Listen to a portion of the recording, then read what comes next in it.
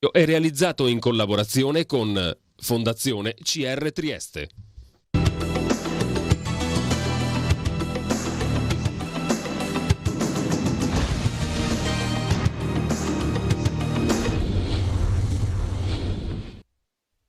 Buon pomeriggio, benvenuti a un altro appuntamento con Trieste in diretta. Nella seconda parte sarà con noi il professor Cevolina, con il quale discuteremo di questioni che hanno a che fare, come sempre, con la politica internazionale, ma anche con la politica nostra. Nella prima parte siamo in compagnia di Marco Franchi, fotografo, naturalista e comunicatore scientifico, con il quale parliamo di Connessione Natura. Connessione Natura è un progetto che si come dire, divide in vari ambiti. Tra l'altro mi dà anche il destro per dirvi che anche nella puntata di Trieste d'Arte di questa settimana, che andrà in onda venerdì prossimo, come sapete alle 18:30, parleremo anche di fotografia scientifica e fotografia naturalista.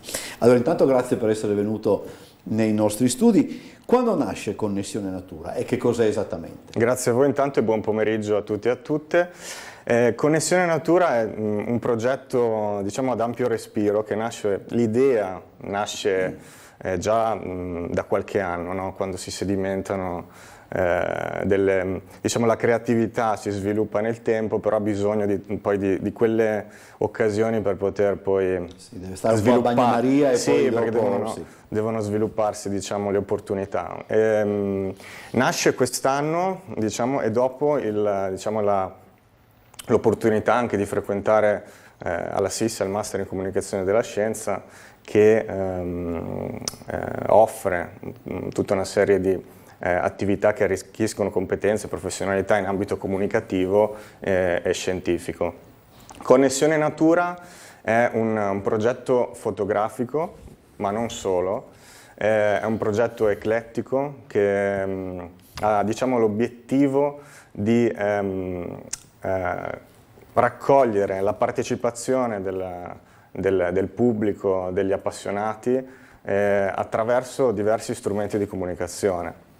Pensiamo alla fotografia, appunto, la scrittura, quindi scrittura creativa, scrittura tecnica, divulgazione scientifica, comunicazione in diverse tipologie, diversi strumenti e soprattutto esperienza diretta sul campo, perché Connessione Natura, e dopo magari spiegherò anche perché Connessione Natura, è soprattutto esperienza diretta. Attività a diretto contatto col pubblico e soprattutto portare gli appassionati all'interno degli ambienti naturali per far vivere loro delle esperienze, diciamo, di grande impatto emotivo, ma anche molto formative, ecco.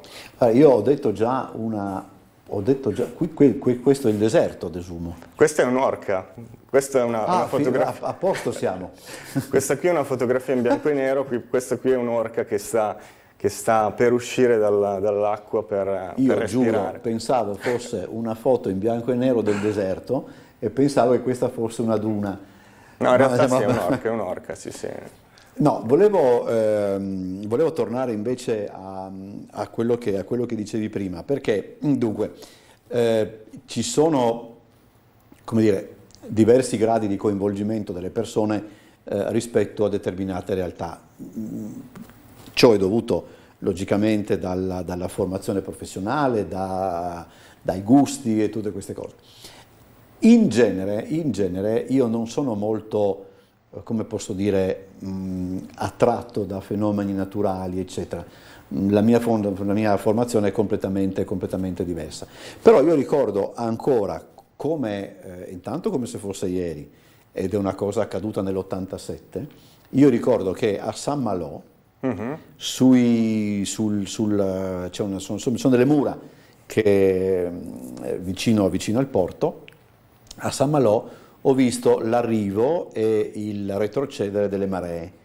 Devo dire la verità che è una cosa che io ancora adesso ho ben presente, forse perché era di sera, quindi c'era tutta una luce particolare, eccetera. Cioè, vuol dire, ci sono per dire che ci sono dei fenomeni naturali che poi anche la persona più arida o quella meno come posso dire, meno predisposta per un certo tipo Chiaro. di esperienza, non può restarne assolutamente, come dire, non può restare indifferente. Ecco, insomma. Poi dopo certo uno magari può trovare più confacente, non so, l'arte piuttosto che la natura, però io ricordo quella sera ancora con una certa meraviglia, perché fra l'altro la marea arrivava sia davanti che dietro, ma anche insomma, era una cosa assolutamente. Fossi stato più bravo avrei fotografato probabilmente, ma insomma meglio non chiedere troppo, perché voglio dire, c'è questo, no? Bisogna anche sapere quali posti vedere ed eventualmente quando vedere determinati posti. Assolutamente, tra l'altro ne approfitto per dire che anch'io sono stato e ho ben presente le maree tutta la costa bretone della Normandia. Sì, per non parlare di Mont Saint-Michel. Sì, ma quello già sapevo, invece San Malo è stata una cosa un po', non dico all'improvviso, ma insomma, poi in 2 o 3 minuti vengono e vanno. Esattamente, esatto, con queste escursioni notevoli. Sì. Sì, esattamente, questo è proprio un punto. Diciamo che di fronte alla bellezza qualsiasi essere umano difficilmente rimane indifferente. Poi appunto l'obiettivo anche del progetto è sfruttare, ma diciamo proprio utilizzare le emozioni, far uscire le emozioni delle persone per veicolare anche conoscenza e informazioni, perché uno degli strumenti più efficaci che abbiamo naturalmente per imparare a conoscere, acquisire consapevolezza su quelle che sono le dinamiche del mondo che ci circonda, è proprio il coinvolgimento emotivo. Il coinvolgimento emotivo ci permette di rimanere connessi, appunto attratti da un fenomeno o qualsiasi diciamo, elemento della realtà che viviamo, e poi di ricordarlo anche, non ce lo dimentichiamo di solito, appunto. Connessione natura e l'attività che porto avanti ha proprio anche lo scopo di offrire l'opportunità alle persone di vivere questi momenti. Proprio perché in prima persona nel corso degli anni ho avuto io stesso prima l'opportunità e il privilegio di poter vivere queste esperienze, questi momenti, questi istanti di bellezza, ma proprio quando il nostro pianeta ci offre tutte le prospettive del proprio fascino. Questa è montagna, questo persino è io... chiaramente montagna, esatto, queste sono le Dolomiti, un tramonto tardo invernale alle Tre Cime di Lavaredo qualche anno fa. E quindi diciamo l'obiettivo è in fin dei conti alla base sul quale si fonda l'intero progetto, è la condivisione. Cioè condividere esperienze, condividere momenti come questi. Qui abbiamo 2 stambecchi che stanno combattendo sulle Alpi, sempre qui tra l'altro nella nostra regione, quindi non bisogna andare lontano per vedere questi fenomeni.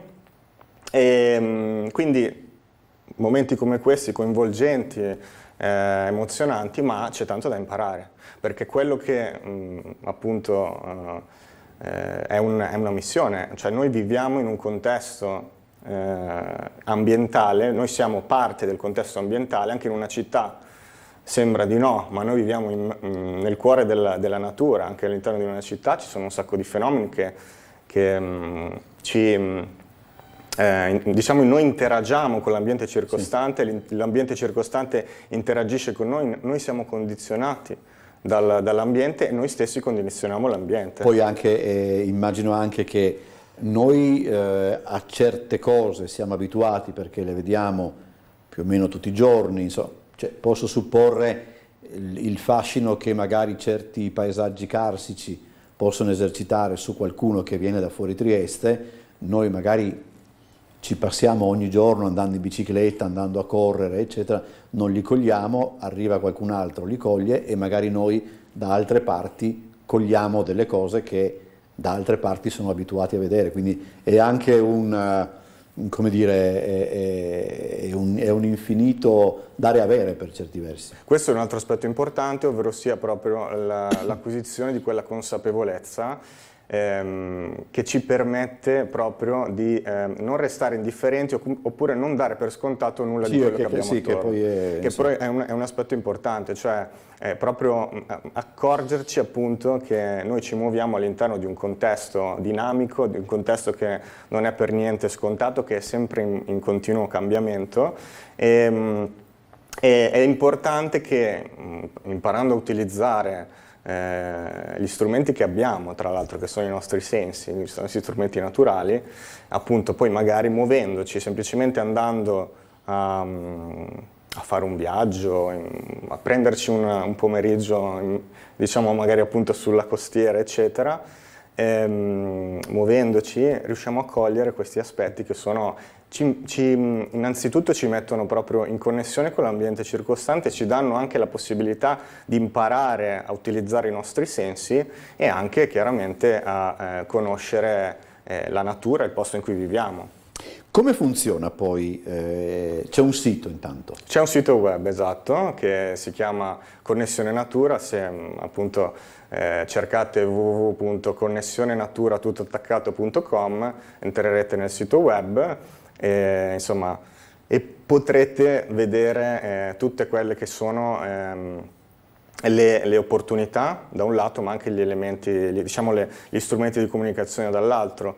È un progetto che da questo punto di vista è molto eclettico, che abbraccia diversi strumenti di comunicazione, dalla scrittura giornalistica alla scrittura creativa, da reportage, narrativa, un po' in controtendenza con quella che è la comunicazione scritta di oggi, cioè che è molto veloce oggi, anche con l'avvento del digitale, dei social network. Oggi la comunicazione, il giornalismo ha perso un po' quella sua peculiarità, no? Qui discuteremmo esatto.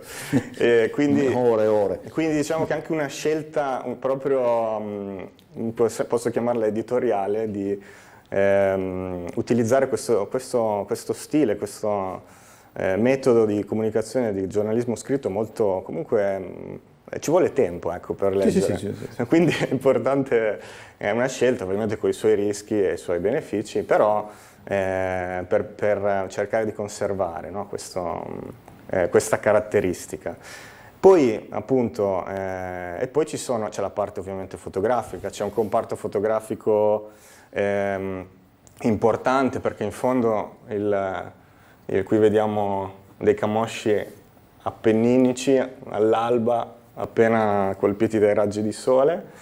Il comparto fotografico è importante, l'iconografia è un grandissimo strumento di comunicazione oggi, soprattutto anche per i motivi che dicevamo prima, digitale, diciamo la società 3.0 della rivoluzione digitale, multimedia, immagini che scorrono continuamente sui dispositivi, in TV, quindi anche utilizzare delle immagini che siano da un lato una forma d'arte, ma dall'altra che possano veicolare delle informazioni e fare anche formazione. Tra l'altro ci sono poi anche all'interno di Connessione Natura anche dei viaggi, cioè queste sono foto scattate durante dei viaggi, no? Sì, esattamente. La parte invece questa è queste sono le Dolomiti, sempre diciamo colte in momenti abbastanza affascinanti. Molto bella, per dire la verità. Grazie. A momenti veramente, ecco, questi sono alcuni degli istanti che si possono ammirare dedicando il tempo giusto anche, quindi proprio fermandosi e accettare anche quelle che sono le dinamiche temporali della natura, in fondo anche nostre, in fin dei conti. Chi vi partecipa? Vediamo se riesco a formulare la domanda. Cioè, chi vi prende parte? Parte già, diciamo, con mettiamola così, con una forma mentis particolare, oppure magari possono darsi anche i casi di persone che arrivano spinte anche da una certa curiosità e che poi non è un bel termine, prendono gusto? Allora, diciamo che ci sono diverse tipologie chiaramente di pubblico che sceglie di vivere questi momenti per ragioni diverse. Chiaramente c'è chi magari ha una grandissima passione per momenti come questo, però magari manca quella parte di esperienza anche per perché sono molto difficili da osservare da distanze così Questo non ravvicinate. sembra molto contento. Questo è un cervo maschio durante il periodo riproduttivo e diciamo che devono far sapere a tutti gli avversari chi è diciamo al punto più alto della gerarchia, no? E quindi utilizzano questo strumento che si chiama di comunicazione loro, questa comunicazione verbale che si chiama bramito, lanciando queste grida, no?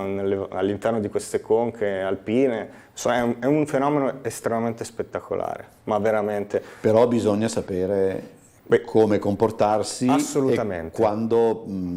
E quando si verifica, ecco, insomma. Esattamente, e diciamo appunto utilizzando le strategie giuste, le strategie proprio di avvicinamento, le conoscenze, anche per non andare a disturbarci. Esatto, ad alterare questo momento che per loro è biologicamente fondamentale nella loro vita. E diciamo che appunto magari qualche appassionato che ha un grande desiderio di vivere momenti come questo, sceglie di affidarsi magari a dei professionisti per poterle, ovviamente senza garanzia di successo, questo va detto, perché ovviamente noi parliamo sempre di qualche cosa che non è nelle nostre, diciamo, non possiamo gestire ogni cosa. Dall'altra parte c'è chi magari appunto vuole provare qualcosa di nuovo, chiaramente, e forse quello è l'aspetto più interessante, cioè cercare di raccogliere anche, di andare a risvegliare magari qualche passione assopita o ancora qualche passione che non è sbocciata. Quindi in fondo anche il poter far nascere delle nuove passioni a pubblici che fino a quel momento non avevano ancora scoperto di poter magari esprimere un'attitudine, un talento, un'espressione creativa, e forse quella è la più grande soddisfazione, perché chiaramente in questo modo si crea quello che è l'obiettivo proprio principale del progetto, cioè partecipazione. Vi limitate, insomma, nel senso, il raggio d'azione qual è? Allora, ci sono diverse tipologie di attività. Okay. Ci sono attività brevi e magari più formative da un punto di vista fotografico, ma diciamo che tendenzialmente non esiste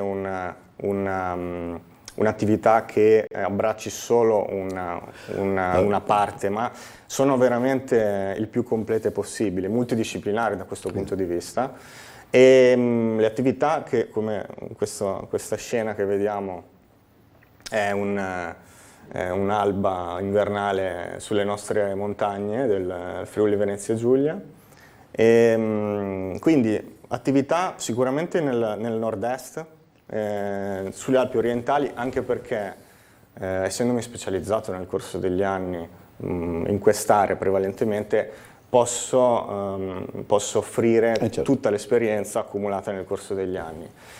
E invece per quanto riguarda i viaggi fotografici verranno fatti all'estero. I viaggi fotografici per andare a scoprire ambienti naturali diversi. Portateli anche nel deserto, così esatto. Ormai è una specie di obbligo. Anche nel deserto, esatto. Ambienti naturali diversi, specie di fauna selvatica diverse che non abbiamo qui da noi. Queste sono proprio esperienze intense, anche perché non è solo anzi non è una vacanza, è proprio un'esperienza. Ecco, c'è anche questo che mi incuriosiva. È necessaria anche appunto una preparazione che sotto certi aspetti potrebbe non essere necessaria, perché magari ci si affida a te, o, insomma, a chi c'è, però insomma, desumo che più più gente sa meglio è, più la gente sa meglio è. Allora, chiaramente l'obiettivo è quello di offrire la possibilità diciamo, a chiunque voglia cominciare ad approcciarsi a questo mondo, che è quello dell'esplorazione naturalistica e della fotografia naturalistica. Chiaramente, più che diciamo, requisiti di carattere proprio professionale, di competenze tecniche professionali, che sono quelle che alla fine noi, io e i miei colleghi, insomma, con cui collaboro, offriamo, sono magari necessarie per ogni tipologia di attività dei requisiti di carattere atletico, di salute, perché, certo, sì, perché a volte, si va in posti, sì. appunto magari ci potrebbero essere delle attività da fare sulle Alpi, oppure magari pensiamo al nord Europa, in zone artiche in cui bisogna avere magari l'attitudine all'adattamento. Ecco, anche deve correre via. Una cosa importante, ecco, ci sono arrivato, l'attitudine all'adattamento. Cioè, sì. È importante, quindi avere la pazienza di accettare quelle che possono essere le dinamiche degli ambienti e dei momenti che viviamo, perché appunto trovarsi a fare magari durante una giornata dislivelli per poter vedere quelle cose che abbiamo visto prima, certo. Oppure magari per esempio assistere a nottate con l'aurora boreale nel nord Europa. Chiaramente magari bisogna attendere qualche ora all'aperto, al freddo, insomma. Sì. Diciamo che questi sono principalmente i requisiti, diciamo più soggettivi dal punto di vista proprio di salute, condizione atletica e anche appunto nella capacità di adattamento a questo tipo di condizioni. Per il resto assolutamente può partecipare chiunque,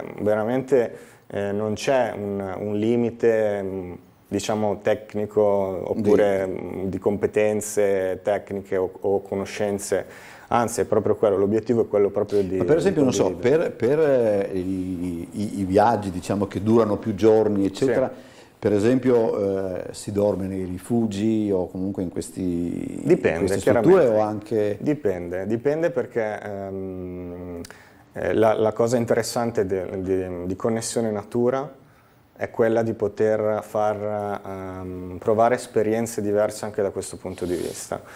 Nel corso degli anni io ho prevalentemente vissuto tutte le mie attività fotografiche ed esplorative in maniera individuale, proprio senza l'ausilio di strutture, diciamo, ma sempre con la mia tenda, oppure... Quindi sotto questo punto di vista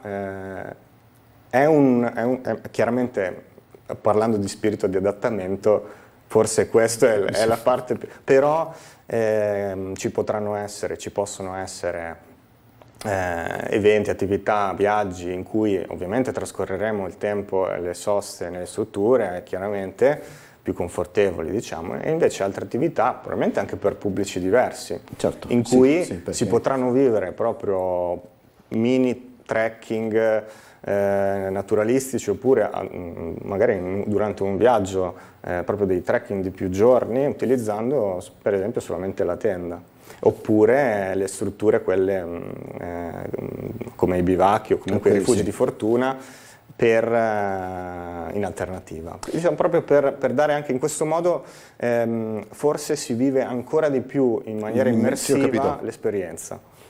Vediamo, allora, la domanda potrebbe sembrare un po' che non aver molto a che fare con lo spirito dell'iniziativa, però io la pongo ugualmente.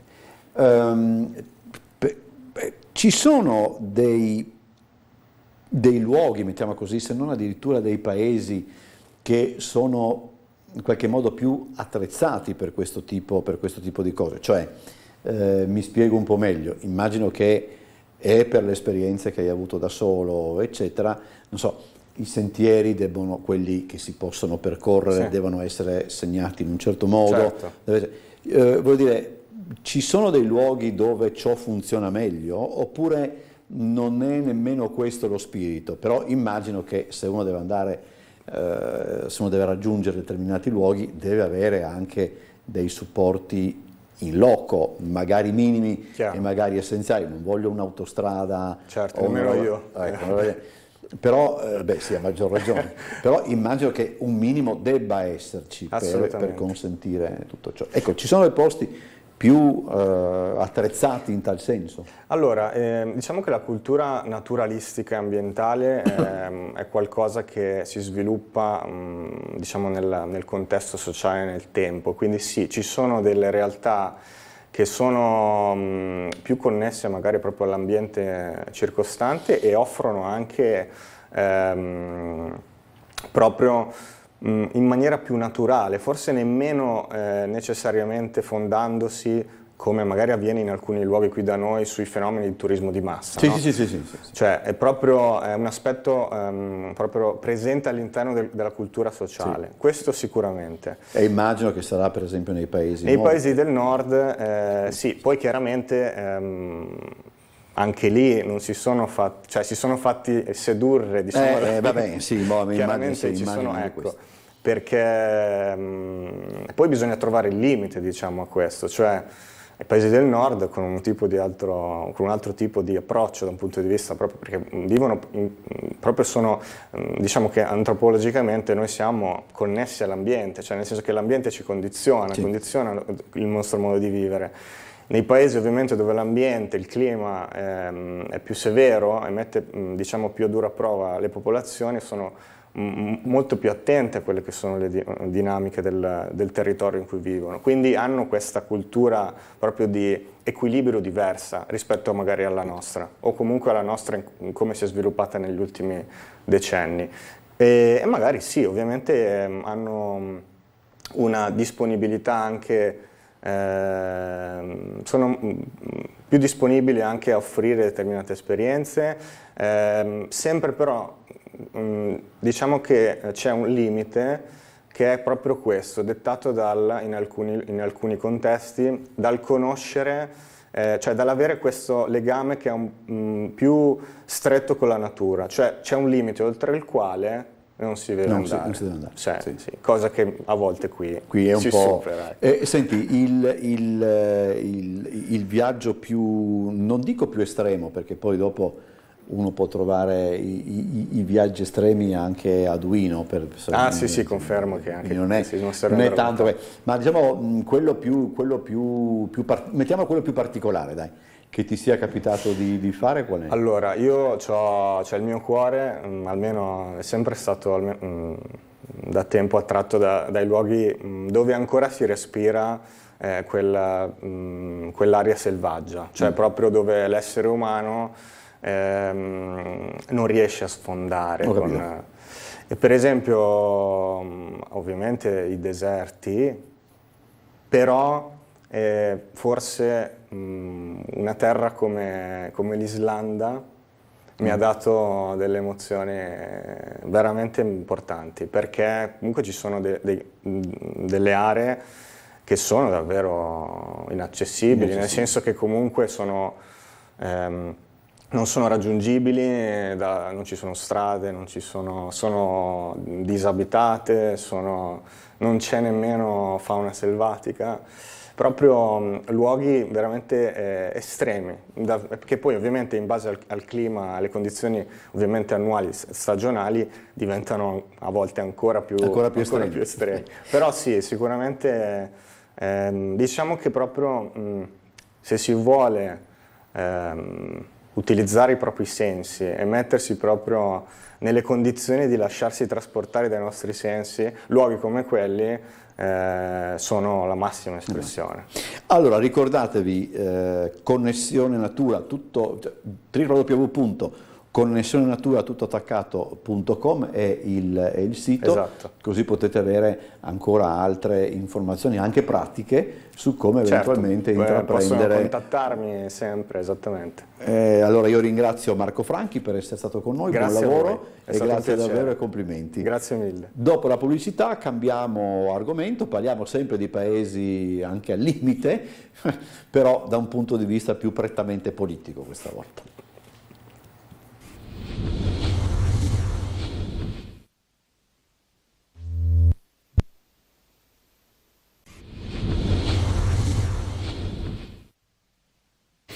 Seconda parte di questa puntata di Trieste in diretta, è con noi il professor Guglielmo Cevolin, docente di diritto pubblico all'Università di Udine. Grazie.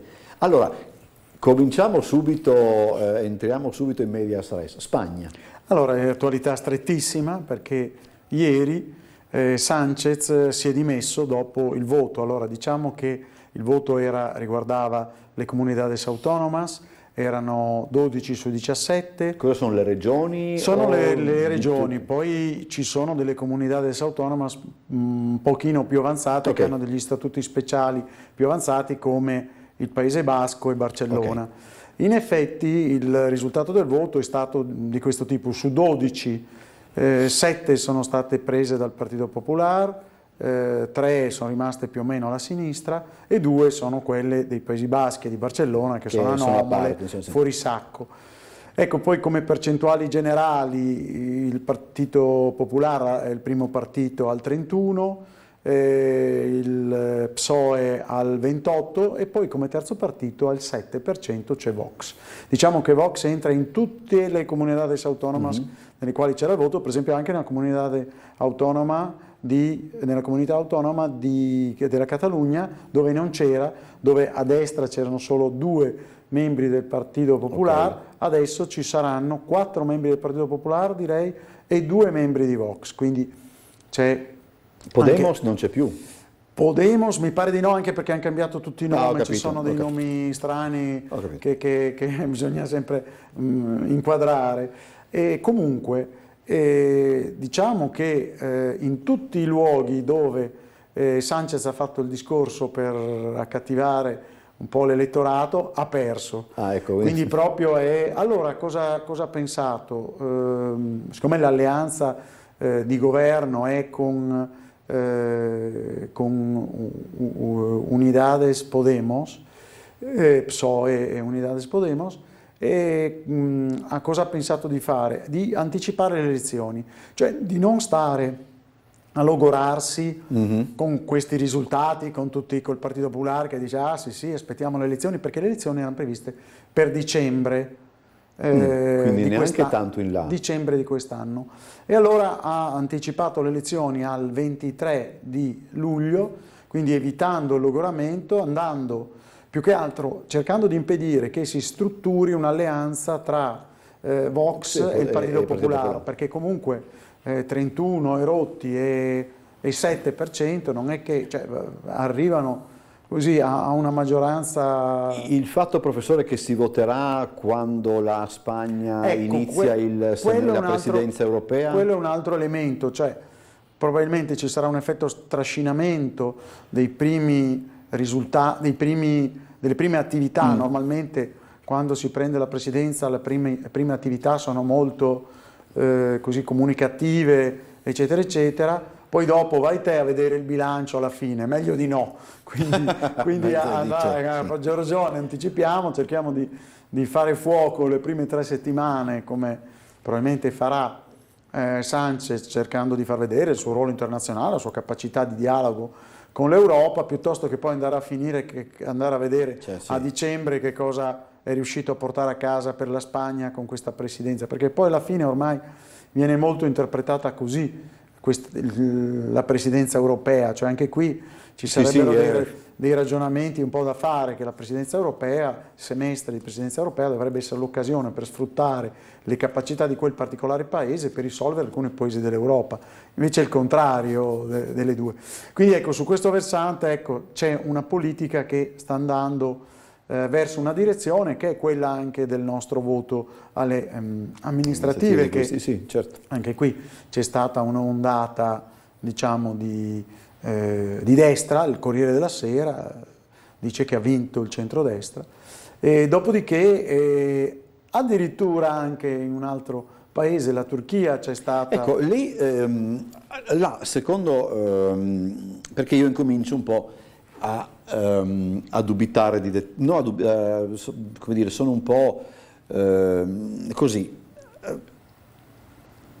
Preoccupava veramente Erdogan questo sfidante o era, come troppo spesso succede, un nostro insomma, un desiderio occidentale. Spesso c'è questa influenza, Lucio Caracciolo lo dice sempre, anche quando abbiamo parlato 2 settimane fa vicino lontano, ha detto che molte cose delle relazioni internazionali noi le vediamo con la nostra lente e ci inganniamo, ci autoinganniamo, cioè noi l'aspirazione, poi vediamo sempre un po' come Oriazzi Curiazzi, Sì. cioè sempre schieramenti così, molta semplificazione. In realtà io mi sento di dire che delle due, allora Erdogan sicuramente un po' di paura l'ha presa, perché comunque i sondaggi addirittura lo davano in vantaggio allo sfidante, e su questo hanno sbagliato probabilmente per quel refrain di vedere la democrazia contro l'autocrazia, quindi vincerà l'autocrazia, invece è un bel niente.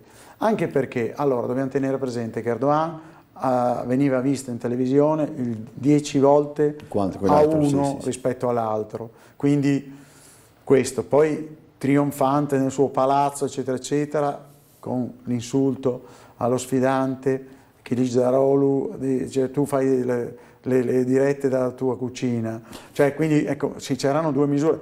Poi diciamo anche che cos'è un'autocrazia. Un'autocrazia è quella che mette in prigione i sostenitori degli oppositori, magari non gli oppositori diretti per non fare proprio brutta figura, ma i sostenitori degli oppositori e addirittura gli avvocati degli oppositori, perché il Consiglio dell'Ordine al quale appartengo, cioè quello di Bologna, ha molti colleghi che lavorano anche in Turchia e che hanno seri problemi di libertà personale perché sostengono le posizioni democratiche. Quindi ecco, cioè l'autocrazia poi pesa sulle elezioni, perché ha il controllo delle istituzioni, il controllo dei media e così via, e quindi ecco che il risultato poi si è un pochino rovesciato rispetto alle aspirazioni ai sondaggi. Poi è da dire che il voto di domenica si attendeva più o meno così, si attendeva alla vittoria di Erdogan, cioè anch'io che non faccio l'indovino di professione, però insomma mi ero convinto che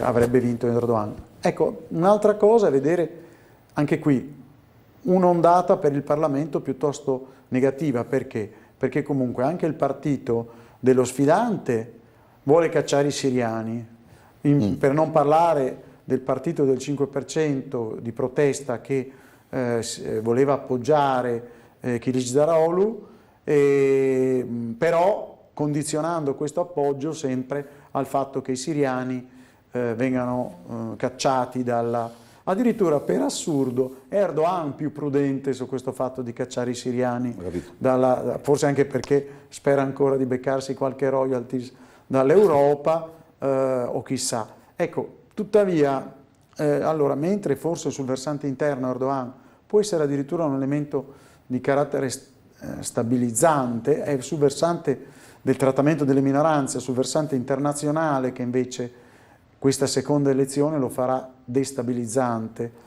probabilmente. Perché? Perché sarà accentuerà le sue posizioni anti-occidentali, critiche nei confronti della NATO, o quantomeno critiche dell'allargamento della NATO, ponendo dei veti, eccetera, eccetera. Quindi il suo ruolo di espansione nel Mediterraneo e addirittura anche, come sappiamo, nei Balcani. Ecco, c'è una cosa che a me ha sorpreso ieri insomma, nei telegiornali, sorpreso non più di tanto, ma insomma la volevo comunque sottolineare, e credo il TG5, se non mi sbaglio, dice che siamo arrivati interpreto io, siamo arrivati al punto che uno degli interlocutori più qualificati per portare all'inizio di un processo di pace in Ucraina è Erdogan. Come si è arrivati a tutto? Cioè, io mi domando, ma non c'è l'Occidente non è riuscito a esprimere una personalità che potesse... Diciamo che l'Occidente è appiattito su Zelensky, poi magari vedremo, ma c'è stato il G7 che in realtà è stato un G8, ma un G8 non con la Russia come c'era qualche aspirazione a questo, ma un G7 più Zelensky, con Zelensky che si vede all'interno del G7 con il premier della Corea del Sud e con soprattutto Modi, l'indiano. Modi, l'indiano, il presidente indiano. E questo è un tentativo di Zelensky di rovesciare i paesi non allineati che contano, perché l'India con Modi si è, come dire, da un punto di vista energetico diretta verso la Russia, da altri punti di vista mantiene una contrapposizione con la Cina e quindi sta con l'Occidente a fare la cosiddetta collana di perle per contenere la Cina, con la quale anche ha qualche contenzioso di confine, eccetera, eccetera. Però, come dire, anche l'India si tiene le mani libere, soprattutto dal punto di vista dell'economia, cioè di cercare di lucrare i vantaggi dall'Occidente, ma anche dalla Russia per quanto riguarda l'energia, non solo nucleare, ma anche il petrolio, direi, e anche dalla Cina.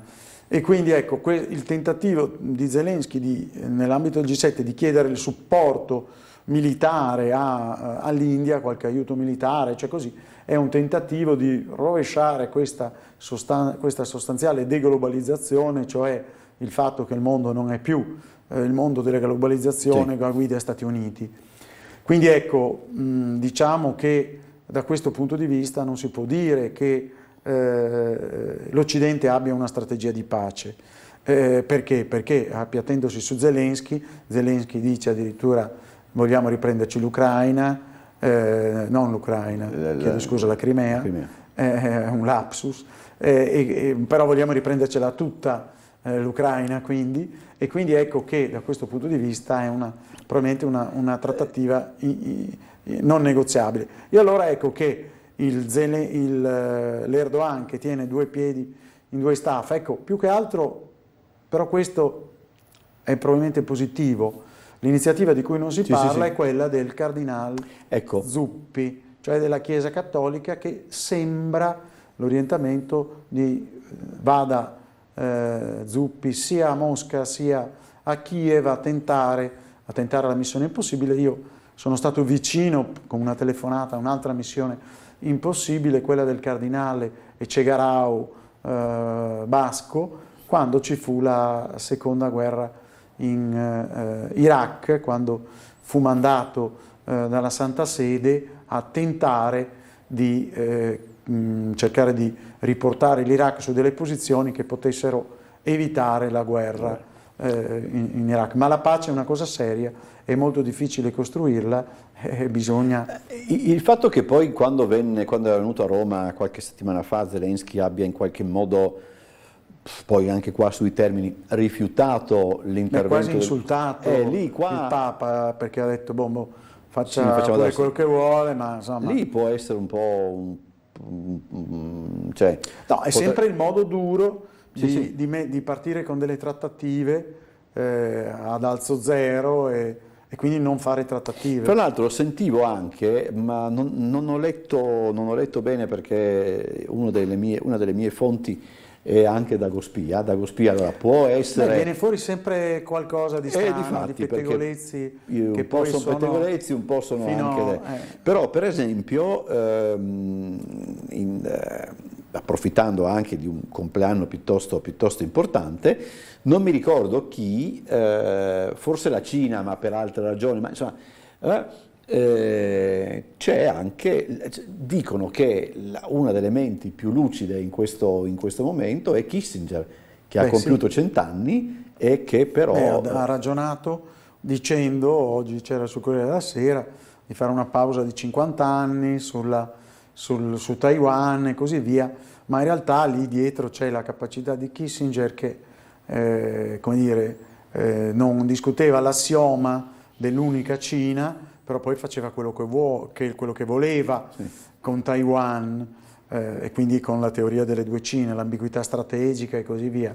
Ma quella capacità ce l'hanno i grandi diplomatici. Certo, anche questi grandi diplomatici, io devo ammettere di aver sbagliato, un po' attribuivo questa caratteristica a Lavrov, e mi pare che si stia appiattendo totalmente su Putin, e anche a Putin davo delle valutazioni di come statista grande. In realtà, se non avesse fatto l'invasione, molto probabilmente avrebbe ancora avuto dei vantaggi ancora maggiori. C'è da dire che pur essendo scarse le esportazioni energetiche, però essendo ancora abbastanza alti i prezzi, anche se non sono diminuiti molto, ma comunque soprattutto del petrolio, perché lì riesce a vendere molto petrolio e poi lo riesce a vendere con delle triangolazioni, e anche il gas lo riesce a vendere con delle triangolazioni in realtà, perché ci sono dei paesi come il Kazakistan o degli altri paesi che hanno, se si vedono le medie, hanno avuto un rialzo da quando del proprio approvvigionamento, più che approvvigionamento,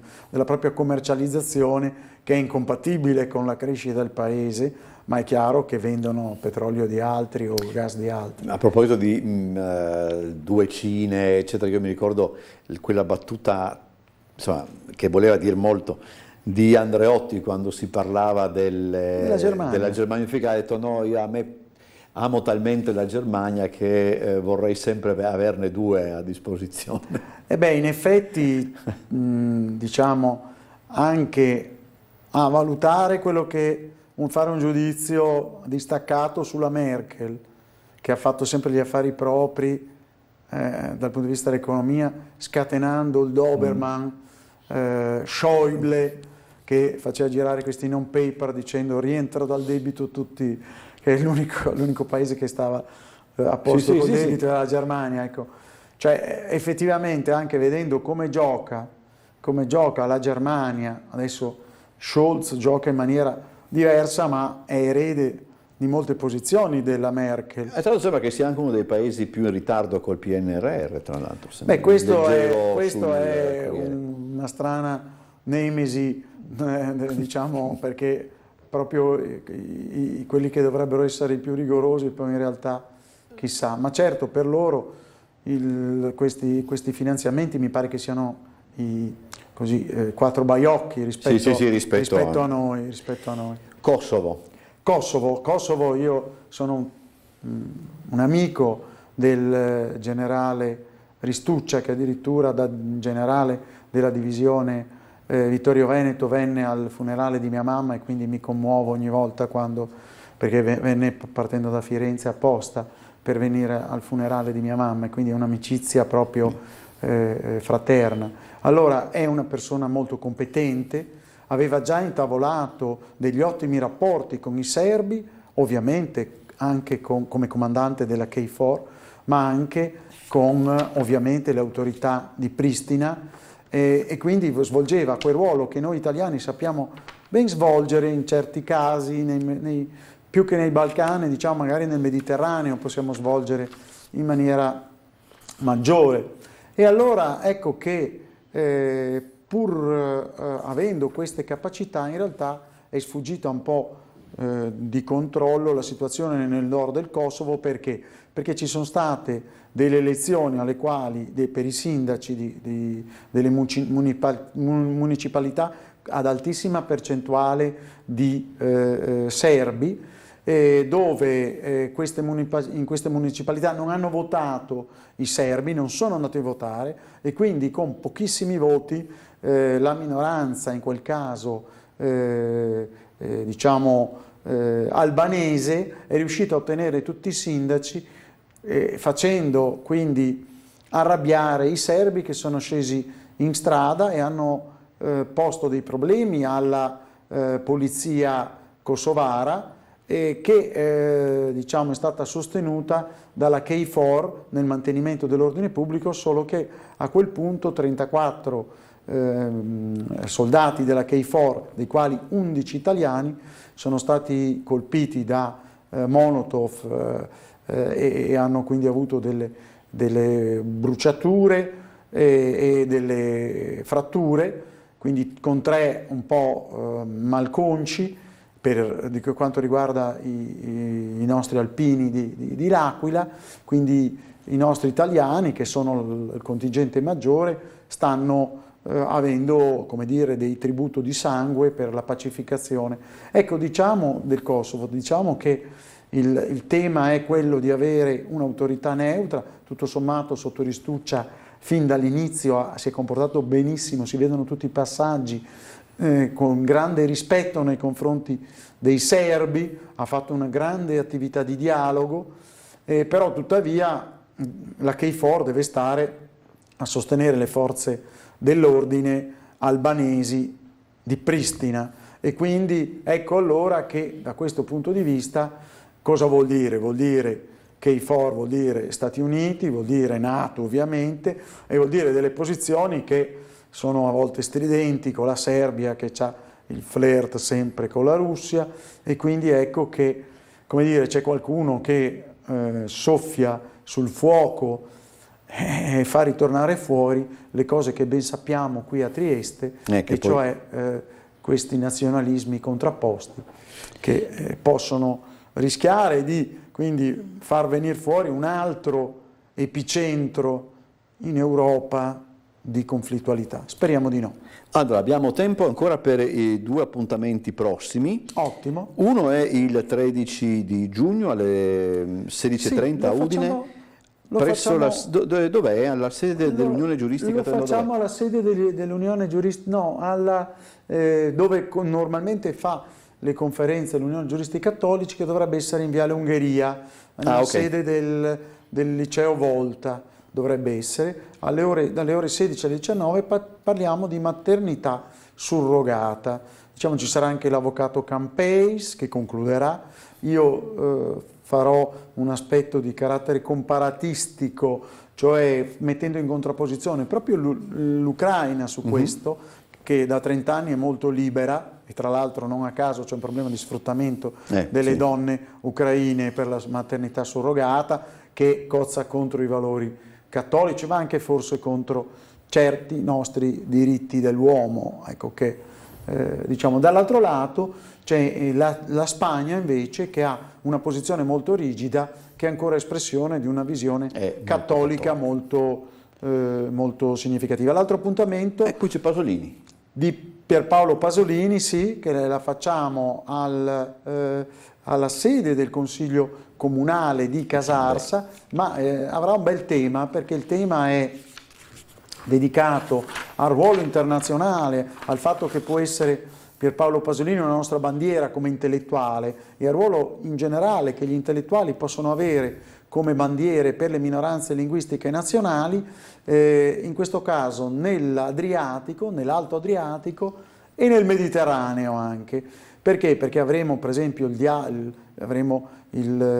professor Cagliaro dell'Università di Udine, che parlerà del carteggio Pasolini con Biagio Marin ovviamente. Partiremo da lì, ma poi avremo l'influenza di Fiume e del Dipartimento di Italianistica dell'Università di Fiume, che ragionerà su questi intellettuali che sono ponte, che sono straordinari, che rappresentano la complessità del nostro territorio, le minoranze, eccetera, eccetera, e come Trieste e Fiume siano due città su questo versante gemelle per il livello culturale, l'internazionalizzazione, almeno in un tempo, soprattutto per Fiume, Trieste ancora, speriamo, e così via. E quindi l'italianistica, addirittura ci sarà un'espressione della minoranza italiana, gli amici Giuricin e Turcinovic, Rossana Turcinovic.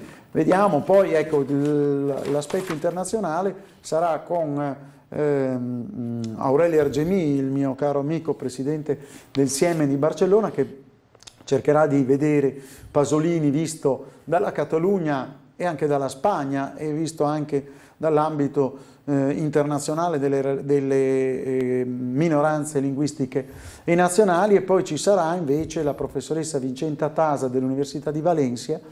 Tra l'altro anche Valencia ha cambiato colore, la comunità autonoma di Valencia ha cambiato colore passando dal PSOE al Partito Popolare.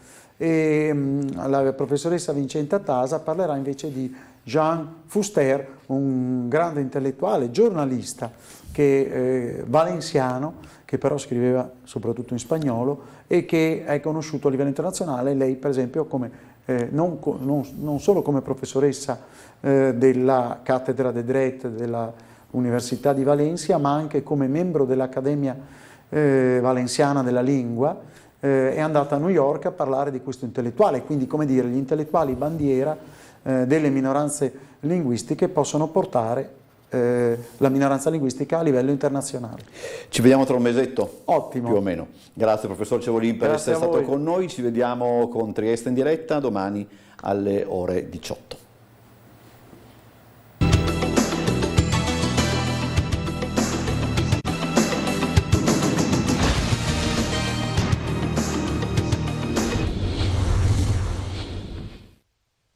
Questo spazio è realizzato in collaborazione con Fondazione CR Trieste.